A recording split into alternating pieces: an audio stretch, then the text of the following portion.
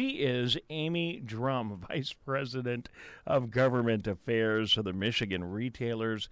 Amy, thank you so much for joining us via Zoom today on the MegaCast. Good to have you with us. Thanks for having me, Dave. Where are you? You look like you got a plant there. You got a home office, Amy, or where are you? Yep, I'm at home in my office here. All right, well that's nice. How's it? I like to ask this of everybody before I get going. How's it going? I mean, is it tough being at home and dealing with everything that you've had to deal with? How's it going there?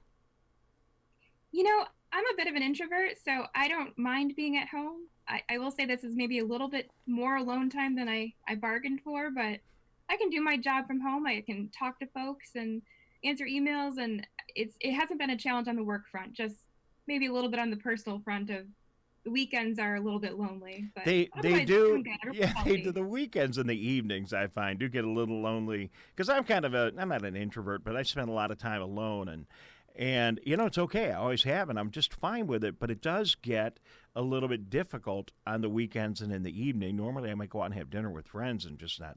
We're not doing that. So I understand, and I know you're working awful hard because the retailers in Michigan have their hands full during this coronavirus.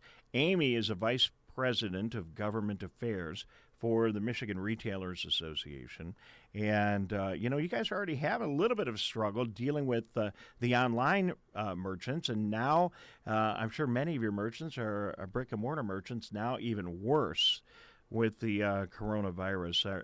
I was going to ask how you're all hanging in there, but I know it's a tough time for retailers in Michigan. It's definitely a tough time for retailers. And as you mentioned, a lot of sales have moved online, particularly when we've started restricting what types of items you can buy, even in the stores that are allowed to stay open.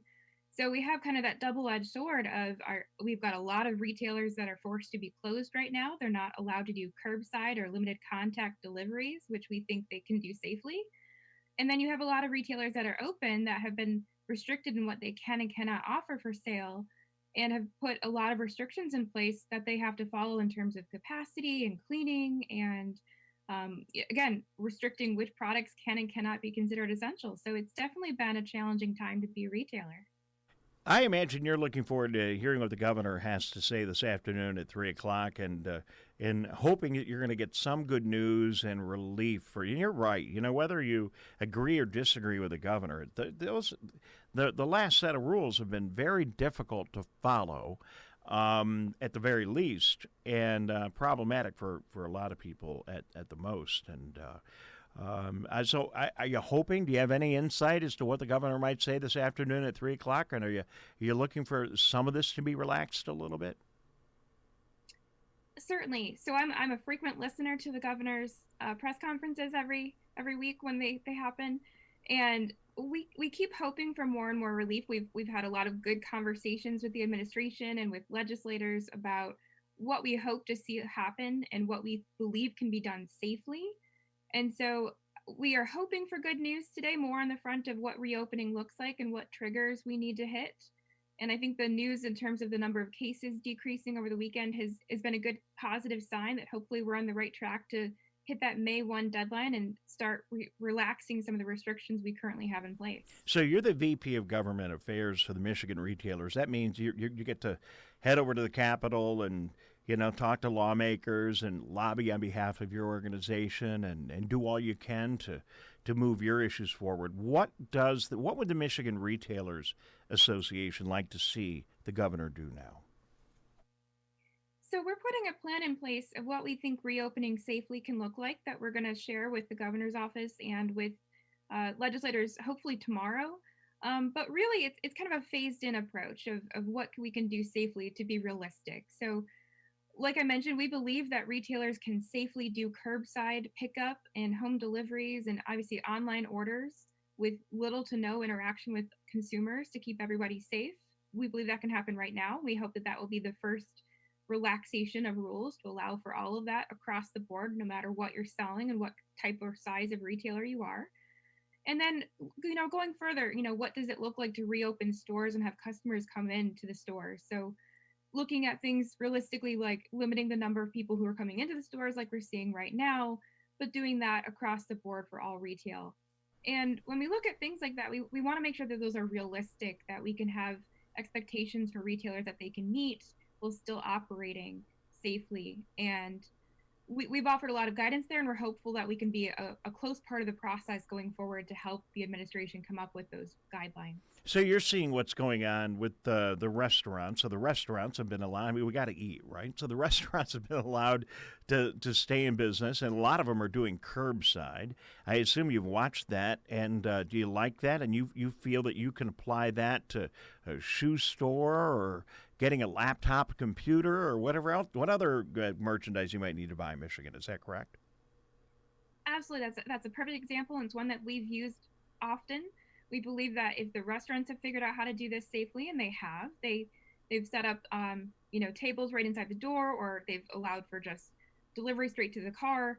We believe we can have retailers do the same thing and put those same safeguards in place. So it's a perfect example of something that's working right now that we can apply across the board to more businesses. Well, the timing, I think, is good if you are able to persuade our lawmakers and the governor to adjust to a program that you would like a little bit better, because at least some of the retailers in Michigan have been able to get loans from the SBA and from other organizations. I know not everyone; a lot of people have had trouble getting it. We've read the accounts, but at least some are able to get that, and that gives them 4 8 weeks of additional time, maybe up to 10 weeks of additional time for having their employees in.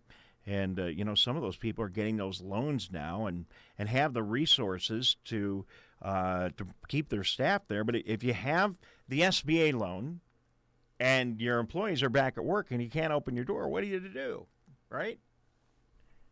Yeah, that's the challenge that we're seeing across the board, and we're also seeing a real challenge with some people still being afraid to come to work, and some people that would rather stay on unemployment benefits. The unemployment benefits have been so generous with the federal extension of the $600 extra dollars a week that there are some folks who are really concerned about coming back and what that looks like from a retail standpoint of how do we entice people to come back and come back to work and do their job when they may have more generous benefits on the other side. So we're having that conversation with the administration as well. But to your point, I think there are limited things that retailers can do. They can focus on setting up, online stores to an effect, having that new process in place for when they can reopen of getting stocked up with, maybe face coverings or sanitizing efforts. Those sorts of things are going to be really critical so that the easier and quicker they can prepare to be ready to be open, I think the more quickly we can get down that road to have them actually reopen the doors. How are the retailers doing? Are they optimistic? Are they hanging in there? Are they frustrated? I know you can't represent the feelings of every one of your members, but any wide characterization of how the retailers are doing right now? I think everything you said, they're feeling all of those feelings just like we all are. It's a lot to take in right now. It's a lot of frustration. It's a lot of fear of what happens if this order to stay home and not be able to do any business continues for several more weeks or more months even. And so we're really looking at how can we help them get through this tough time, have that hope that they're hanging on to, knowing that they can hopefully get some of these loans that are available and keep their doors open to the extent that when we can physically reopen those doors, they will be able to be ready.